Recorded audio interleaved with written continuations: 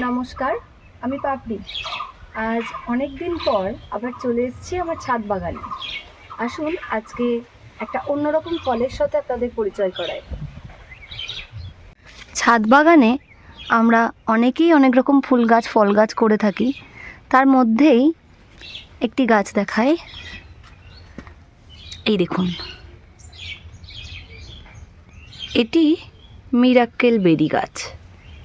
ছোট্ট একটি ফল হয়েছে আর অসংখ্য কুঁড়ি রয়েছে।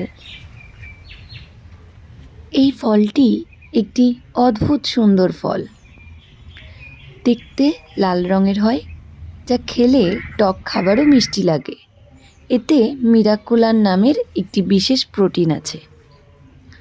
মিরাক্কেল ফল খাওয়ার পর লেবু, তেঁতুল ইত্যাদি টক খাবারও মিষ্টি লাগে। এটি প্রায় 30 থেকে 2 ঘন্টা পর্যন্ত কাজ করে। ডায়াবেটিস রোগীদের জন্য খুবই ভালো। চিনি না খেয়েও মিষ্টি স্বাদ পাওয়া যায়, তাই যারা চিনি কমাতে চান তাদের জন্য উপকারী হতে পারে। এমনকি ক্যান্সার চিকিৎসার সময়ও অনেক রোগীর মুখের স্বাদও পরিবর্তন হয়। এই ফল স্বাদ ফিরিয়ে আনতে সাহায্য করে। ফলটিকে এখন আমি তুলে নিচ্ছি। এই ফলটি খেয়ে কেমন অভিজ্ঞতা হলো পরবর্তী ভিডিওয় সেটি আমি সবার সাথে শেয়ার করব। তাই আজ এখানেই শেষ করছি।